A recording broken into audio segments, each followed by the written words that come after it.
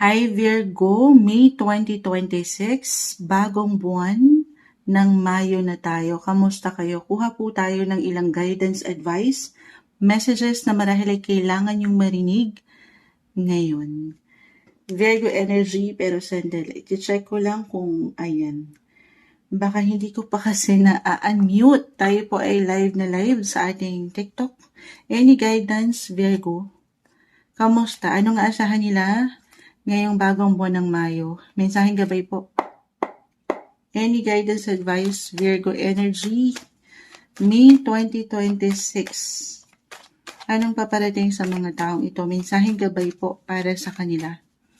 Guidance advice, Virgo. Ay, sandali. Ang dami na nito. Sige, hindi natin pipigilan. Isa-isahin natin. The Eight of Cups. Pulong natin to ng bahagya. The Magician. Okay. Actually, sign of planet Mercury. And as a Virgo, you are ruled by Mercury. It's all about communication. Communication, connection, travel din yan, technology, Six of Wands, Five of Swords. Okay, so more on communication talaga guys. Umaangat, connection, kahit over the net, using the internet, or pag-angat ng inyong mga boses, paggamit ng inyong mga boses. So maybe ito yung pinaka-advice, use the power of your voice. May 2026, Gemini season na yan. Papasok tayo ng Gemini. As a Gemini, pareho kayo ng planet ruler, which is Mercury. It's all about communication.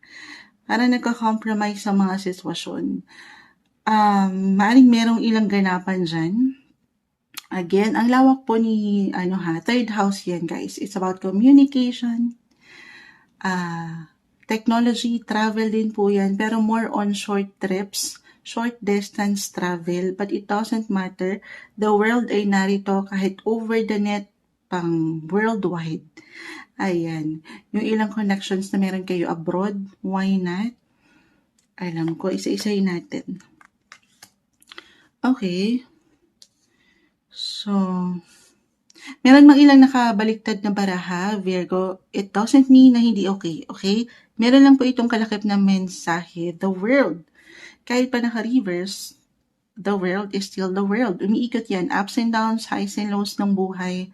Why I feel this month for some, merong magbabalik. The Eight of Cups ay narito.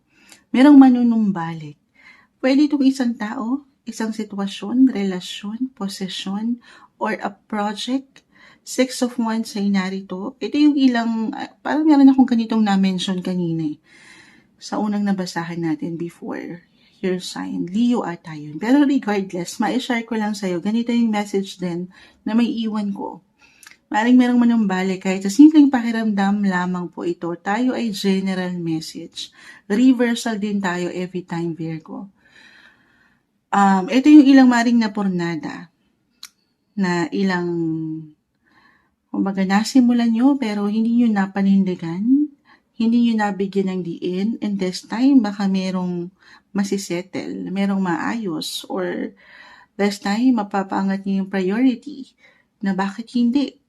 Ito kasi yung ilang pagsubok or susubok kayo ulit mula sa ilang pagsubok na ito ng buhay.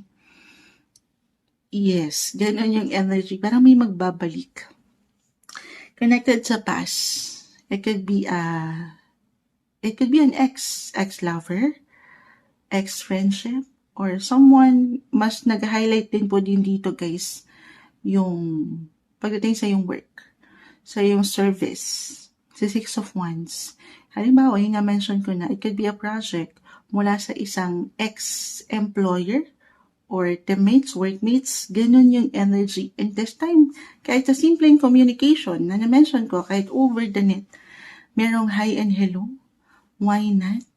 Coconut na baka merong mapaangat dyan na halimbawa, mga napornada nyo ito na naiplano before, and this time, bakit hindi natin simulan ulit, subukan ulit, yung ganong energy. Or ito yung ilang lakad ng tropa na hindi matuloy-tuloy, na puro drawing na lang, pero this time pwede pong mapaangat kasi again, si third house sobrang nagbibigay diin. Una pa lang ay connected sa travel, kahit short trips lang ito guys. Kung saan this time mapapanindigan nyo na or mapapaangat nyo na yung enerhiya na makapag-jamming. Kumbaga, magkakaroon kayo ng time together. Ayan. To connect, reconnect, kahit over the net. Kahit simpleng hi and hello. Ganun po yung enerhiya. May pagbabalik. Merong maaaring manumbalik.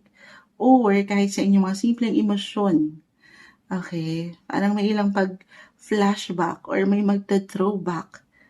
Mapagninilay kayo. So, reversal tayo. Pwede itong sa ilang tao sa inyong paligid. Okay? Ganun yung enerhiya. Or meron nga kayong pwedeng, as I mentioned, settlement. Si third house, more on collaboration din yan guys. So maring meron kayong ilang agreements or mayroong pirmahan na magaganap. Connected din po yan sa buy and sell. Lalo kung yung work nyo ay konektado sa social media, sa internet, kung kayo mga influencers. Ayan, ganun yung energy Virgo. Huwag niyong pagdududahan ang inyong mga kakayanan. Napakagandang pagkakataon ng buwang ito, May 2026, to present something. Kasi higit po kayong mapakikinggan. Mahirap kayong hindi mapuna. The Magician. Easy peasy lang ito sa inyo. I mean, magical. Magnetic yung energy. Okay? Huwag yung pagdududahan. Yung pwede yung action, decision na pwedeng magawa. Present something, be confident. Ganun yung energy. I see timing, perfect timing ang mga bagay para sa inyo. Lalo kung hindi kayo pangunahan ng worry. Okay, tiwala sa sarili kasi andito na si The Magician na yun yung pagiging malikhain nyo, madiskarte, matalino nyo. Nasa inyo ng lahat. Ayan, hindi nyo pa man yan ma-realize. I mean, as a Virgo, very goal-oriented din kayo eh. At detailed-oriented. This is something na napaghahandaan nyo na, pinaghandaan nyo na. Or maybe ito yung pinaka-advice. Be ready. Kasi may mga bagong simulain ako. Nakikita rin para sa inyo. Yes, maaaring konektado pa nga sa ibang bansa, why not? Or connected sa nakaraan, nakalipas. So, general message tayo guys ha. Just only take what resonate. Pagdating sa relationship, the Four of Wands ay narito, especially kung kayo mga nasa LDR, long distance relationship. Hindi siya madali, lalo kung magkaibang mundo nga, the world naka-reverse. The Nine of Wands nag-reverse, very challenging, may struggle, napaka-normal. Ganon din po yung bibitawan ko sa inyo. Una pa lang, communication is the key. Sabi nga nila, ang mga bagay-bagay ay may dadaan sa mabuting usapan. Yes. I see new beginnings, pero in order for you to start something new, maaaring merong munang magtapos. Meron kayong kailangang tapusin bago kayo magsimula ulit ng bagong simulain. Sobrang kukonekto actually. Na-mention ko kanina, live na live tayo. Meron tayong nakita sa Oracle Moonology na i-share ko. Full Moon in Scorpio. Bumagsak yun kay Miss Bev kung nandyan pa si Miss Bev. We have an upcoming full moon this May 1, 2026. Full moon in Scorpio, guys. It will highlight your third house na kanina ko pa na-mention. Third house is about communication. So, meron kayong, ang lawak niyan, okay? Ano naman yung tinatapos nyo, napakalawak ng sektor ng komunikasyon. Maaring ito ay sa paraan ng inyong pagsasalita, pagpapahayag, pagsusulat, if you're an aspiring writer, publisher, maaring meron kayong ma-publish this month. Why not? Meron kayong matapos at mapaangat na kasulatan. Ganon yung energy sa paraan ng pagsusulat, pagpapahayag, share something guys, kahit over the net. Pero syempre pa nasa balance ha, nang hindi kayo nasasobrahan or nakukulangan.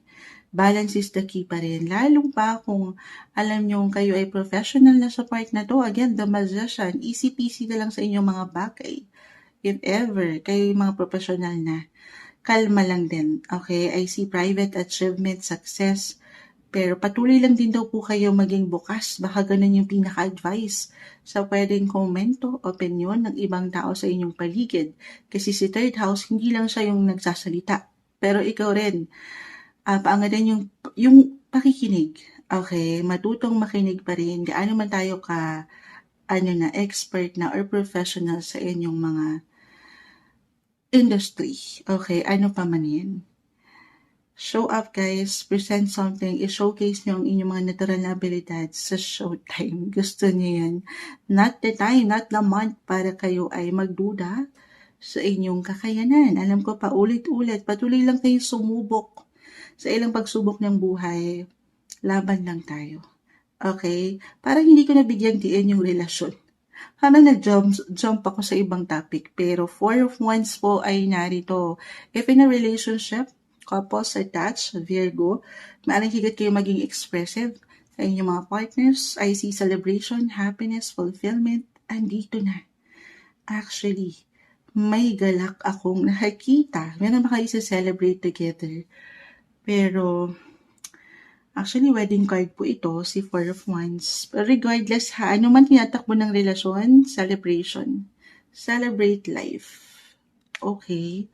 Or, meron ba kayong party na pupuntahan? The Magician, the Four of Wands, it could be an event, party, wedding, na na-mention ko. Patuloy rin kayong maging bukas dyan kung single. Why not? Baka meron kayong mga suporta or ilang tao sa paligid. Kung ready naman kayo to mingle, meron kayong pwedeng makilala.